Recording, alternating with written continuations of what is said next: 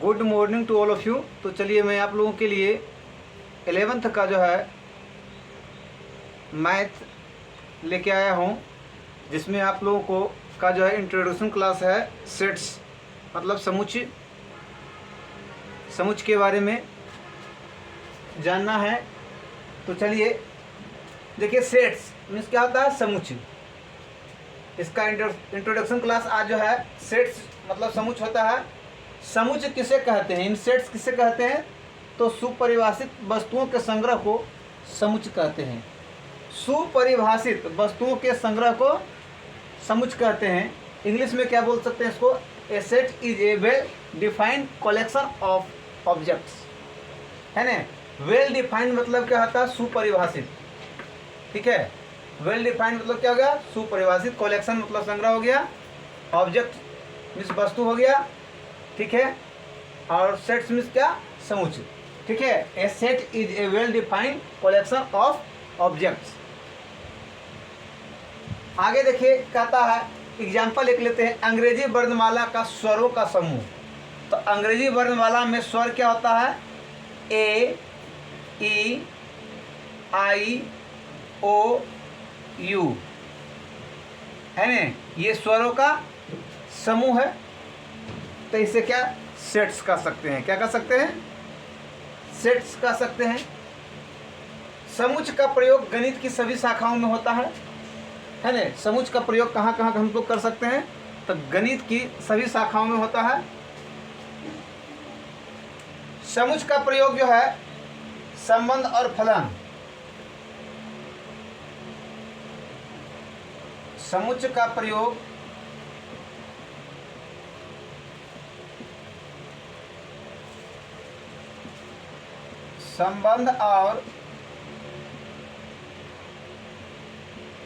संबंध और फलन के को परिभाषित करने के लिए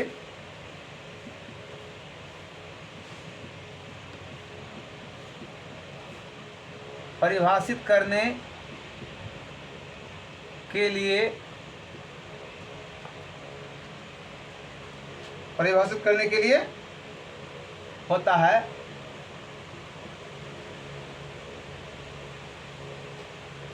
नेक्स्ट कहता है, समुच्चय का प्रयोग जो है और कहाँ कर सकते हैं? समुच्चय सिद्धांत का विकास किसने किया था? सबसे पहले जानिए, समुच्चय सिद्धांत का विकास,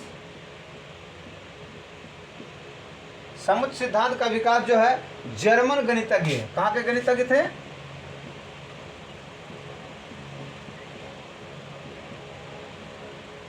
जर्मन गणितज्ञ कौन थे?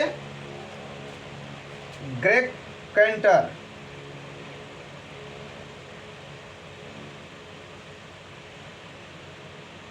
ग्रेग कैंटर द्वारा किया गया था।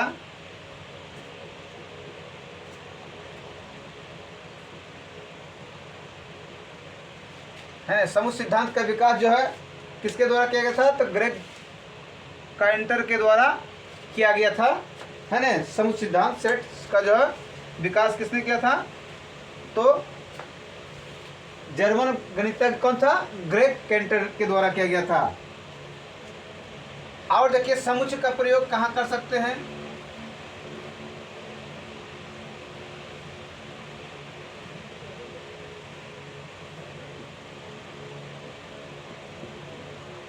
समुच्चय का प्रयोग जो है ज्यामितीय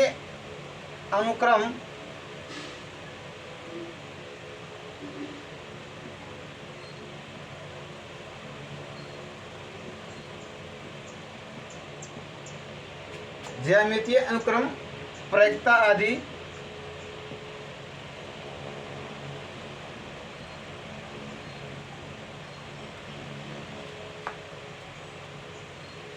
के अध्ययन में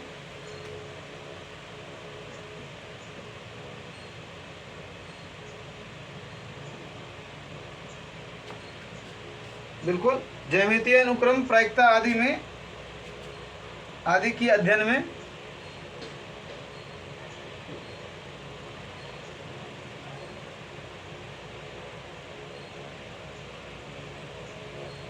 समुच्चय के ज्ञान की आवश्यकता होती है।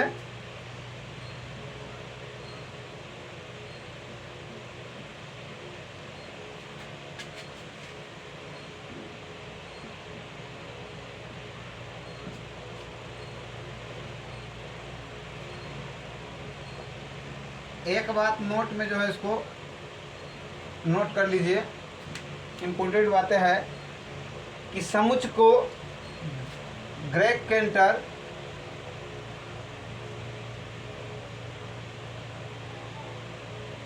समुच्चय को जो है ग्रेग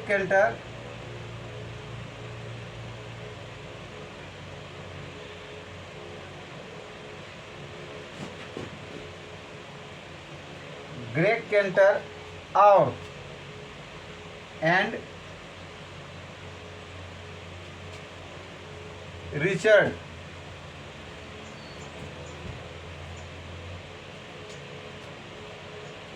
डेकाइंड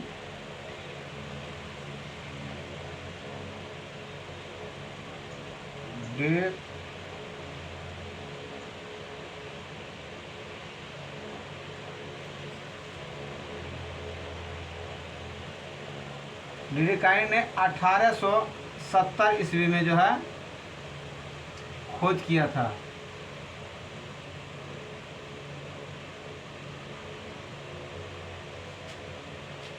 इस बात को बिल्कुल याद कर लीजिएगा।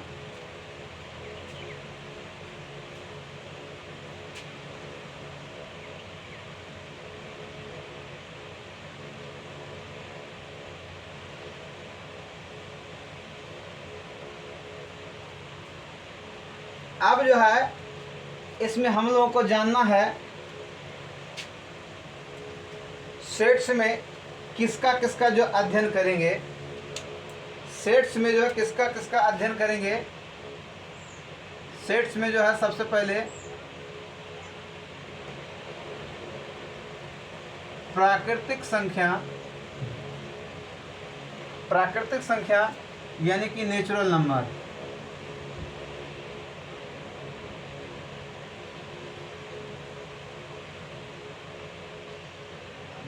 नेचुरल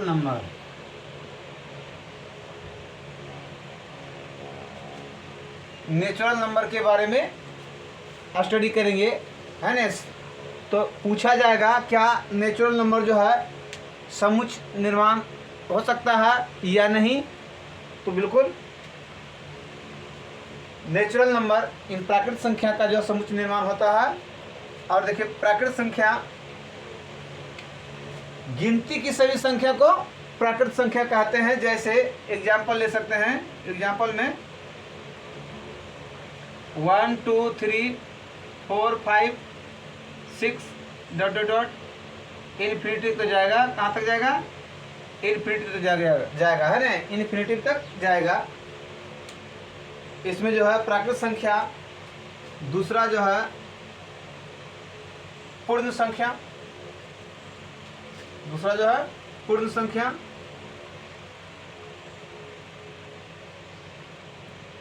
पूर्ण संख्या के बारे में से इंग्लिश में बोलते हैं होल नंबर।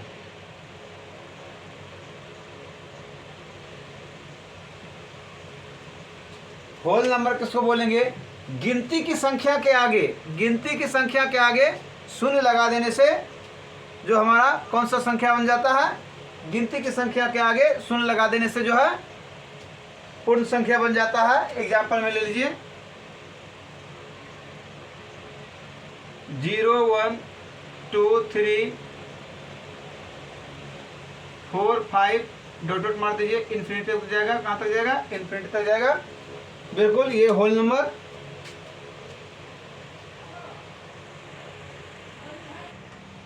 अब आ जाइए हम लोग पूर्ण संख्या के बारे में जाना। अब जो है इसमें आ जाइए परिमेय संख्या, रेशनल नंबर। रेशनल नंबर किसको बोलेंगे? जिसे p/q के रूप में लिखा जा सके, p/q के रूप में लिखा जा सके, और जहाँ जो q does not equal to 0 हो, है ना। बिल्कुल p/q के रूप में लिखा जा सके। और जहाँ की q does not equal to 0 है, यह q 0 के बराबर नहीं होगा। एग्जाम्पल में लिख सकते हैं इसको जो है 1 लिख सकते हैं, 1/2 लिख सकते हैं, है न, 1/3 लिख सकते हैं, √4 रहे तब भी चलेगा, है न, डॉट डॉट डॉट, ये जो है रेशनल नंबर कर सकते हैं। अब देखिए अपरिमेय संख्या जिसको p/q के रूप में नहीं लिखा जा सके, है न, p/q के रूप में नहीं लिखा जा सके,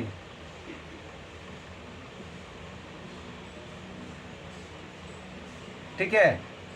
इसमें आ जाइए एग्जाम्पल जो आ जाएगा क्या, जैसे कि √2 ले लेंगे, √3 ले लेंगे, √5 लेंगे, डॉट डॉट डॉट, बहुत सारा आएगा, इन्फिनिटी तक जाएगा इसमें भी, है ना, अनगिनत है। अब देखिए अपरिमेय संख्या इरेशनल नंबर हो गया। अब वास्तविक संख्या के बारे में जानिए, रियल नंबर। तब वास्तविक संख्या क्या होता है? वास्तविक संख्या जो है परिमेय संख्या अपरिमेय संख्याओं के संग्रह को वास्तविक संख्या कहते हैं। परिमेय संख्या और अपरिमेय संख्या के संग्रह को क्या कहते हैं? तो बिल्कुल वास्तविक संख्या कहते हैं। तो इसमें जो है परिमेय अपरिमेय दोनों हो जाएगा, परिमेय एवं अपरिमेय संख्या के संग्रह को, है ना, परिमेय संख्या और अपरिमेय संख्या के संग्रह को वास्तविक संख्या कहेंगे। जैसे इसमें 1 ले लेंगे, 1/2 ले लें, √2 ले लें, √3 ले लें, 4/7 ले लें, कुछ भी ले लेंगे, तो इसका आ जाएगा वास्तविक संख्याओं का संग्रह हो जाएगा। क्या जाएगा? वास्तविक संख्याओं का संग्रह कहलाएगा। आगे देखिए एक और आता है जटिल संख्या। एक और संख्या के बारे में हम लोग स्टडी करेंगे जो कि कहलाता है जटिल संख्या।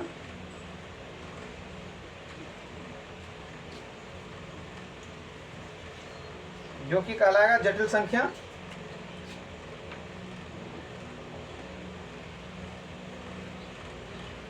जटिल संख्या, जटिल या मिश्र संख्या बोलते हैं।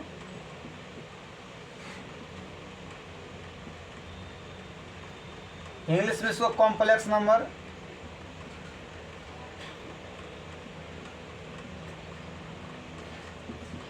कॉम्प्लेक्स नंबर एक्चुअली कहते किसको है जानिए, है ना। कॉम्प्लेक्स नंबर जो है जैसे कि दिया रहेगा रूट में -4 -2, रूट में दिया रहेगा -4, रूट में -6, इस प्रकार से दिया रहेगा, तो इसको क्या बोलते हैं?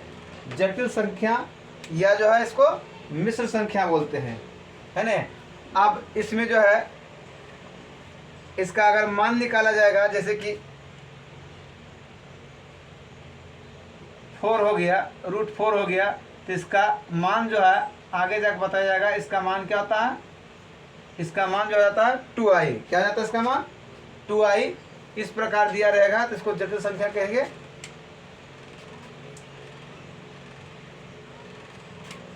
और अब जो आएगा एक पूर्णांक संख्या। इसके बाद क्या पढ़ना है? पूर्णांक संख्या के बारे में जानना है।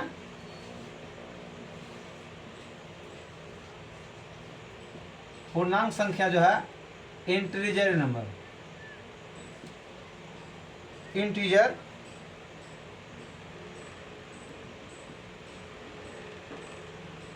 Integer number. इंटीजर नंबर किसको कहेंगे? इंटीजर नंबर जो है ऑल निगेटिव पॉजिटिव नंबर को जो है इंटीजर नंबर कहा जाता है।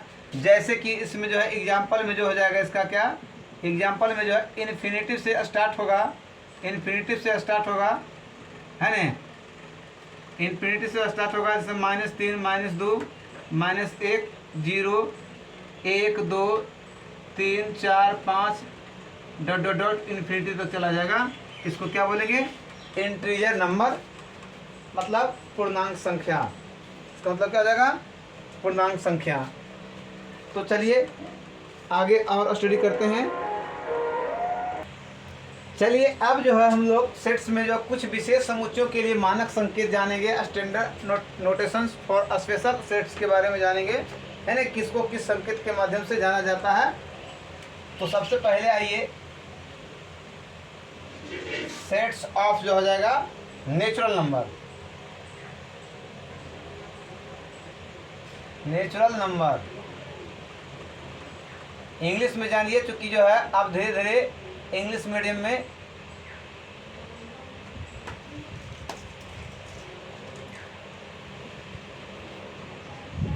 आपका बिल्कुल जो है सिलेबस धीरे धीरे इंग्लिश मीडियम में बदलता चला जाएगा यहाँ से आगे, इसलिए जो है आप धीरे धीरे जो है हिंदी और इंग्लिश दोनों के बारे में, मतलब इंग्लिश के बारे में अधिक से अधिक प्रयास कीजिएगा आप जानने के लिए। तो क्या हो जाएगा, set of natural number means प्राकृतिक संख्या।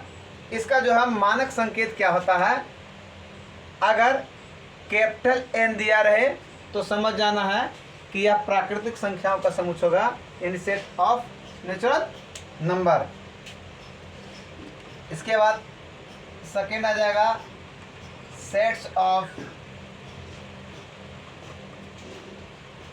Integer number.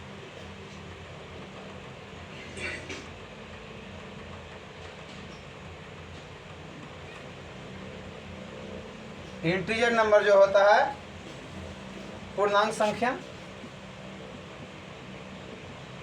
अभी बताए थे पूर्णांक संख्या। इसका जो है मानक संकेत क्या आ जाएगा, यदि यह जेड या आई से इंडिकेट किया हुआ हो तो समझ जाना है कि यह जो है इंटीजर संख्या यानी पूर्णांक संख्या है। अगला आ जाइए सेट ऑफ रेशनल नंबर।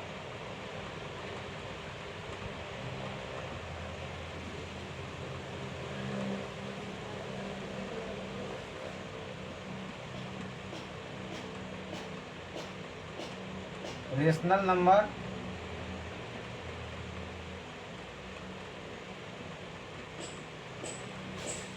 परिमेय संख्या, चलिए शॉर्ट में लिख देते हैं परिमेय संख्या। परिमेय संख्या का जो है संकेत क्या जाएगा, इसका जो Q कैपिटल Q अगर लिखा हुआ तो समझ जाना कि ये परिमेय संख्या का से संबंधित है। आगे आ जाइए सेट ऑफ रियल नंबर। अगला जान जाइए सेट ऑफ रियल नंबर, वास्तविक संख्या।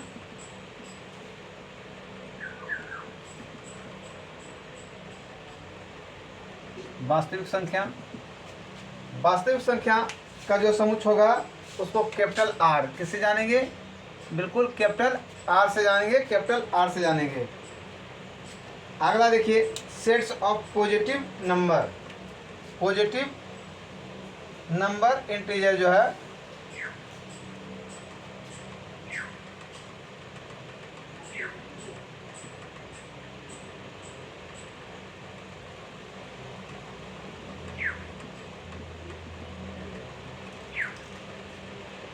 सेट्स ऑफ पॉजिटिव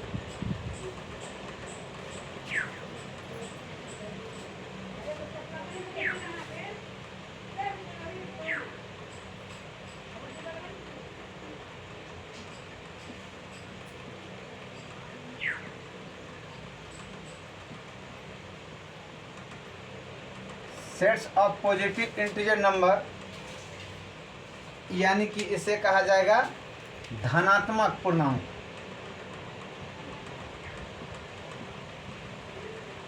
धनात्मक पूर्णांक, धनात्मक पूर्णांक इसको जो है देखिए इंटीजर, इंटीजर का संकेत क्या था, जेड था, तो बिल्कुल धनात्मक बोलेगा तो इसका मतलब जेड प्लस है ना, जेड प्लस लगा हुआ तो समझ जाना क्या है, ये धनात्मक इंटीजर नंबर है, पूर्णांक संख्या है।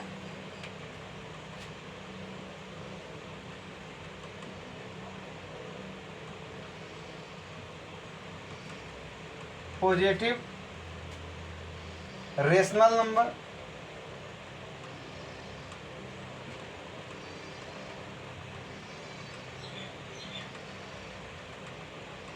पॉजिटिव रेशनल नंबर ये धनात्मक परिमेय संख्या।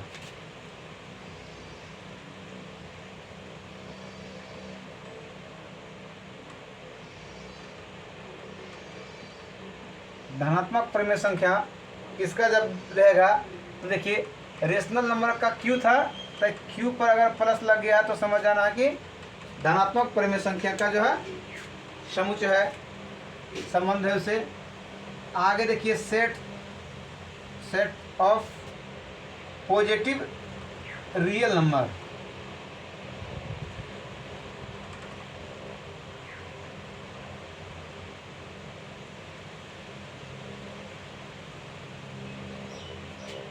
पॉजिटिव रियल नंबर यानी धनात्मक वास्तविक संख्या।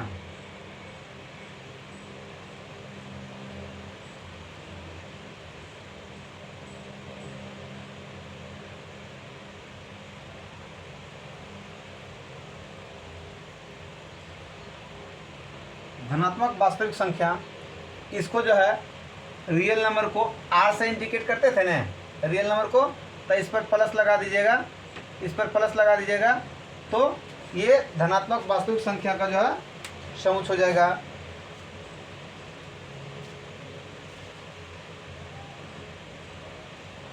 बिल्कुल ये संकेत जो है आप लोगों को बिल्कुल समुच्चय पढ़ना है, तो बिल्कुल इसमें संकेत के बारे में बिल्कुल बढ़िया से अच्छी तरीके से दिमाग में इसको बैठा लीजिए, है ना, किसका संकेत क्या होता है। अब आगे जो है स्टडी करना हम लोगों को समुच्चय निर्माण रूप, आगे स्टडी करना समुच्चय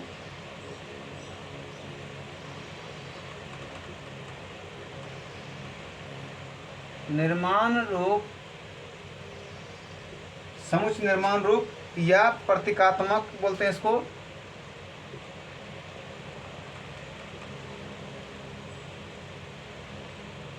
प्रतीकात्मक या गुण प्रकटीकरण।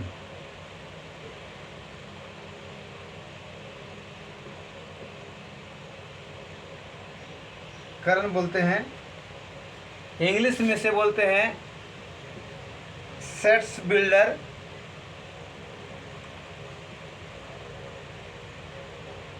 सेट बिल्डर फ्रॉम,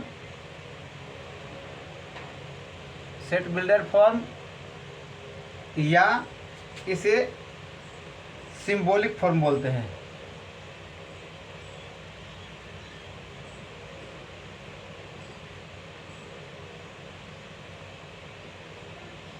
बिल्कुल इसे इंग्लिश में सिंबॉलिक फॉर्म बोलते हैं, यानी मुख्य रूप से जो है समुच्चय निर्माण रूप को क्या बोलते हैं, समुच्चय निर्माण, ये समुच्चय निर्माण रूप को बोलते हैं सेट बिल्डर फॉर्म। क्या बोलते हैं, सेट बिल्डर फॉर्म।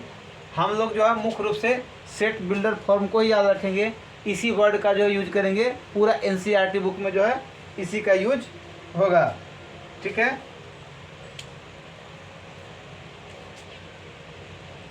अब देखिए लिखा रहेगा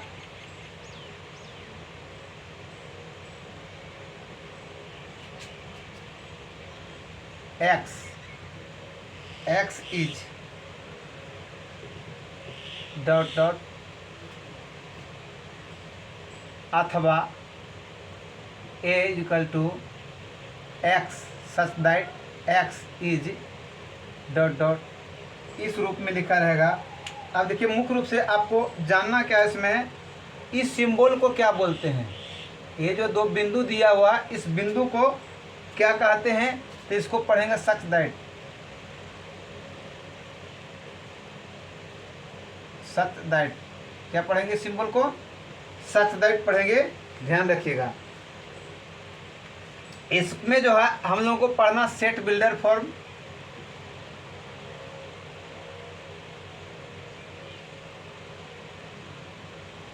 सेट बिल्डर फॉर्म और roster form,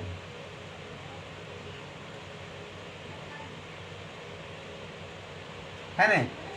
set builder form में दिया रहेगा तो हमें बदल के लाना क्या है, सेट बिल्डर फॉर्म दिया रहेगा तो हमको बदल के लाना रोस्टर में, और रोस्टर में दिया रहेगा तो बदल के ले जाना किसमें, सेट बिल्डर फॉर्म में। बिल्कुल इसी के बारे में स्टडी करना है इसमें, सेट बिल्डर फॉर्म से रोस्टर फॉर्म और रोस्टर फॉर्म से सेट बिल्डर फॉर्म के बारे में बिल्कुल इसमें स्टडी करना है।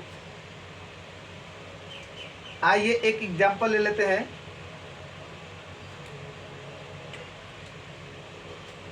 एक एग्जांपल ले लेते हैं।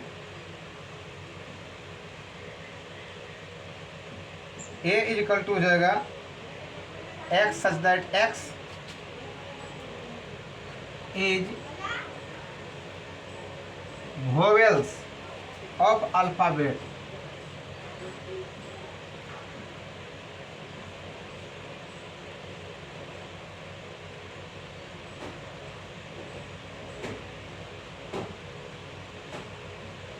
अल्फाबेट्स, बिल्कुल। एग्जाम्पल क्या लेते हैं, a equal to x such that x is vowel of alphabet. मतलब एक जो समुच्चय दिया गया है ना, जो कि इंग्लिश के जो है स्वरों का है ना, इंग्लिश के स्वरों का जो है अल्फाबेट जो होता है वो एक सेट का निर्माण करता है, यानी कि सेट बिल्डर फॉर्म में। ठीक है,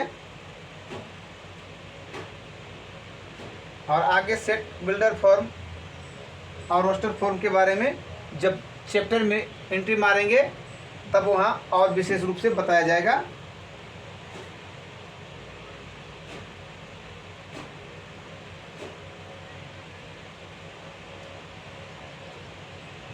आप इसमें जानिए सारणी या तालिका रूप में।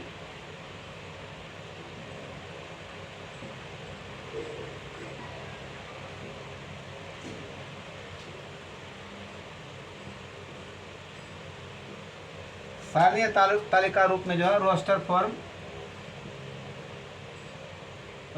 फॉर्म और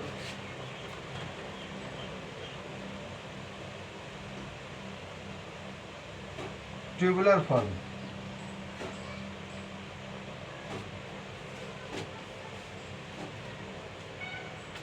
देखिए इसमें एक दिया हुआ है फ्रॉम,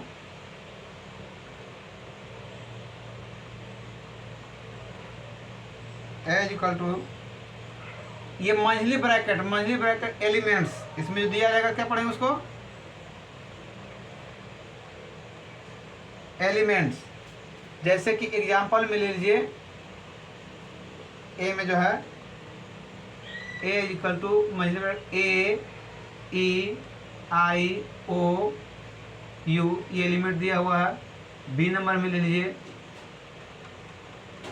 1 2 3 4 5, ये जो है प्राकृत संख्याओं का समुच्चय है, ये स्वरों का समुच्चय है, इंग्लिश के स्वरों का समुच्चय है।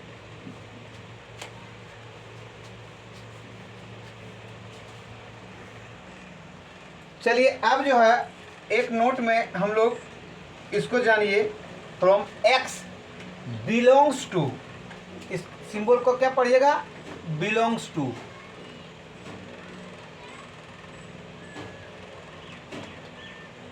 बिलोंग्स टू, इस सिंबल को क्या पढ़िएगा, बिलोंग्स टू। तो देखिए इसको क्या पढ़ेंगे, from x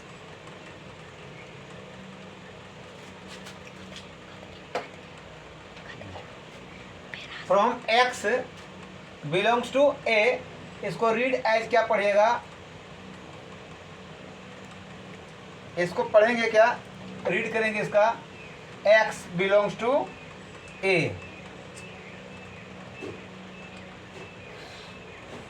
belongs to a, या इसका मतलब क्या होता है, इसका मतलब क्या पढ़िएगा, मतलब जो हो जाएगा x is an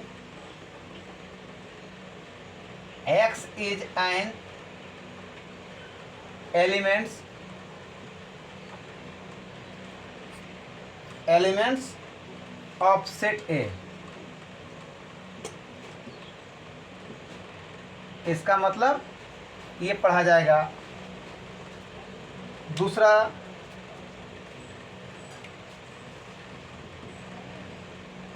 from x, इसको क्या पढ़िएगा,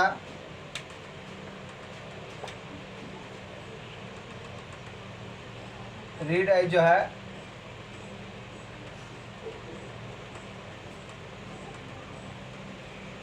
x not belongs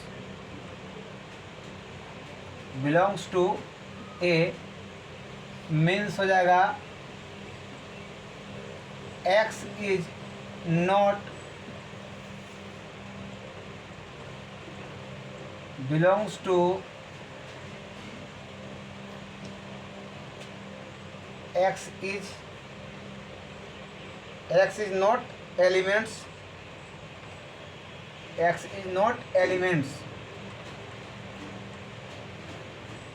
elements of set a. इसका अर्थ क्या हो जाएगा, पढ़ेंगे एक्स का जो है कोई भी अवयव सेट ए में नहीं है। अब जो है कुछ एग्जाम्पल पर चर्चा कर लेते हैं हम लोग, है ना। चैप्टर में घुसने से पहले जैसे कहा जाएगा क्रिकेट खिलाड़ियों का समूह जो है होगा या नहीं होगा। जैसे क्रिकेट खिलाड़ियों की बात आएगा तो किसी व्यक्ति को रोहित शर्मा ज़्यादा प्रिय है, तो किसी को विराट कोहली, किसी को MS धोनी, तो किसी को सचिन, है ना। तो सबसे ज़्यादा प्रिय हर व्यक्ति के लिए अलग अलग होता है, एक ही नहीं हो सकता है। इसलिए क्रिकेट खिलाड़ियों का जो है समुचित निर्माण नहीं हो सकता है। उसी प्रकार अगर पूछा जाए कि लेखकों का समुच्चय, तो किसी को प्रेमचंद्र अच्छा है, तो किसी को जो हजारी प्रसाद द्विवेदी अच्छा रहेगा, किसी को दिनकर जी अच्छा है ना। सबका पसंद अलग अलग होता है। तो ये भी जो है लेखकों का जो है समुच्चय भी निर्माण नहीं हो सकता है। लेकिन यदि कहा जाए कि बिल्कुल 12 महीना में जो जे अक्षर से शुरू होने वाला, तो बिल्कुल किसी भी व्यक्ति से उसमें पूछेंगे तो जनवरी, जून, जुलाई, बिल्कुल जे से शुरू होने वाला 3 ही महीना है। किसी भी व्यक्ति से पूछेंगे तो बिल्कुल वही बताएगा 3 महीना। इसलिए यह समुच्चय निर्माण होगा। ठीक है, तो अब विशेष चर्चा जो है बिल्कुल नेक्स्ट वीडियो में जो है NCERT बुक का जो 1.1 प्रश्नावली में करते हैं। तो इस वीडियो में बिल्कुल इंट्रोडक्शन जो है समाप्त करते हैं। तो मिलते हैं अगली वीडियो में।